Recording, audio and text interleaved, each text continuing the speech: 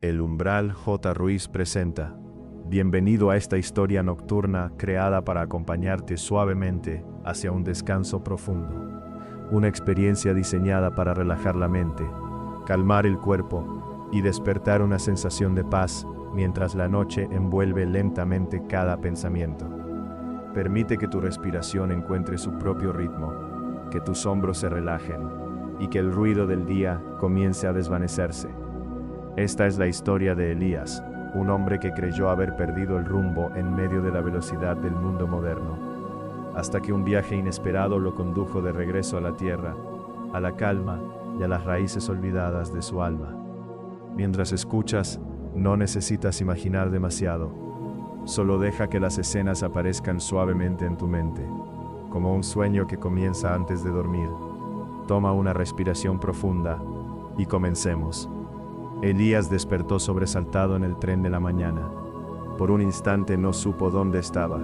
Su cabeza descansaba contra el cristal frío de la ventana, mientras el vagón avanzaba bajo la ciudad aún dormida. A su alrededor, decenas de pasajeros permanecían en silencio, algunos revisando sus teléfonos, otros luchando contra el sueño antes de iniciar otra jornada idéntica a la anterior. Londres despertaba lentamente. Elías observó su reflejo en la ventana. Ojeras suaves, mirada cansada. 30 años acercándose sin pedir permiso. Trabajaba como coordinador de proyectos digitales para una empresa tecnológica reconocida. Un empleo estable, un salario seguro, una rutina perfectamente organizada. Y aún así, algo dentro de él comenzaba a apagarse. No era infeliz exactamente, pero tampoco se sentía vivo. Cada mañana repetía el mismo recorrido, el mismo café, las mismas reuniones, las mismas pantallas iluminando su rostro durante horas interminables. A veces sentía que los días se acumulaban unos sobre otros como hojas copiadas de un mismo libro. Sin embargo, aquella mañana algo era diferente. Quizás era el cansancio, quizás el silencio, o quizás aquella sensación extraña que llevaba semanas creciendo dentro de él. Una sensación imposible de explicar. Cuando llegó a la oficina, saludó cordialmente a sus compañeros y se sentó frente a su computadora. Afuera, una lluvia fina cubría los edificios grises de la ciudad. Horas después, mientras revisaba correos, su directora apareció junto a su escritorio. «Elías», dijo sonriendo, «necesitamos que viajes a Grecia la próxima semana. Tenemos nuevos socios en Atenas y creemos que sería importante conocernos personalmente». Grecia. La palabra resonó dentro de él como un recuerdo antiguo. Su abuela había nacido allí, en un pequeño pueblo cerca del mar Egeo. Durante su infancia le contaba historias sobre montañas blancas, olivos eternos y noches cálidas bajo cielos llenos de estrellas. Elías nunca había visitado aquel país, pero siempre sintió que una parte de él pertenecía allí. Aceptó el viaje casi sin pensarlo. Aquella noche, acostado en su apartamento, observó la luna a través de la ventana mientras los aviones cruzaban el cielo nocturno. Por primera vez en años, sentía emoción por algo. Los días siguientes transcurrieron lentamente hasta que finalmente llegó el vuelo hacia Atenas. Cuando el avión atravesó las nubes y el Mediterráneo apareció bajo él, algo se movió profundamente en su pecho. El agua brillaba como plata líquida. Las islas parecían dormidas sobre el mar. Y por primera vez en mucho tiempo, Elías sintió paz.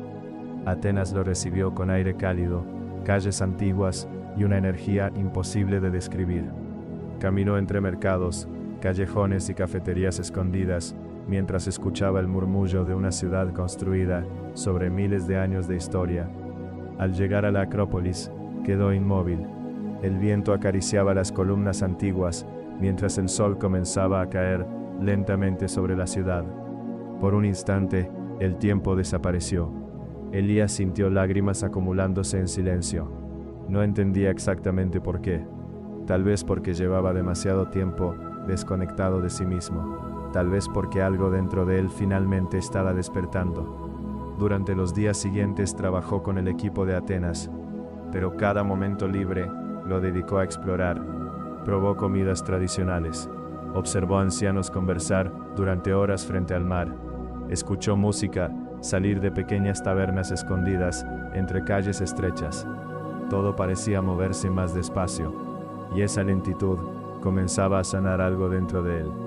Cada noche dormía profundamente, cada mañana despertaba más ligero, hasta que una noche, sentado en el balcón de su habitación, mientras contemplaba la luna sobre la ciudad, una idea apareció con claridad absoluta. No quería regresar a la vida que había dejado atrás. El pensamiento lo asustó, pero también lo liberó. Semanas después, ya de vuelta en Londres, aquella sensación no desapareció. Al contrario, creció. El ruido de la ciudad comenzó a sentirse insoportable. Las oficinas parecían más frías, las conversaciones más vacías, y entonces comprendió algo importante. Su cuerpo había regresado, pero su alma seguía en Grecia. Finalmente renunció a su trabajo, sin un plan exacto, sin garantías, solo con una intuición profunda, diciéndole que debía seguir aquel llamado. Vendió parte de sus pertenencias, dejó temporalmente su apartamento y regresó a Grecia, esta vez hacia una pequeña isla montañosa, lejos del turismo y del ruido. Allí alquiló una habitación sencilla, rodeada de jardines y árboles frutales. Los propietarios, una pareja mayor llamada Sofía y Nikos, lo recibieron como si fuera familia. Los días comenzaron a transformarse. Elías despertaba temprano y caminaba por senderos de piedra entre montañas y mar. Respiraba lentamente, escuchaba el viento, observaba el movimiento de las hojas. Por primera vez en muchos años, no tenía prisa. Poco a poco, comenzó a ayudar en la cocina de la casa. Aprendió a preparar pan artesanal, aceite de oliva infusionado con hierbas frescas y platos sencillos hechos con ingredientes cultivados allí mismo. Descubrió algo inesperado. Cocinar lo hacía feliz. No la rapidez, no el dinero, no el reconocimiento, sino el acto simple de alimentar a otros.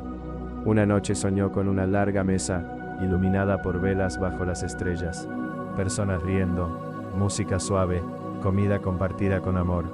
Al despertar, supo exactamente qué quería hacer con su vida. Durante los siguientes meses, aprendió sobre agricultura, cocina mediterránea y alimentos naturales. Trabajó la tierra con sus propias manos y entendió algo que había olvidado por completo. La vida no debía sentirse como una carrera interminable. Podía sentirse como un hogar. Cuando finalmente regresó a Inglaterra, ya no era el mismo hombre. Meses después abrió un pequeño proyecto culinario inspirado en todo lo aprendido en Grecia. Cenas íntimas, comida natural y experiencias diseñadas para reconectar a las personas con la calma, la conversación y el presente. Y aunque el futuro seguía siendo incierto, Elías ya no tenía miedo, porque había descubierto algo mucho más importante que la seguridad. Había encontrado el camino de regreso hacia sí mismo.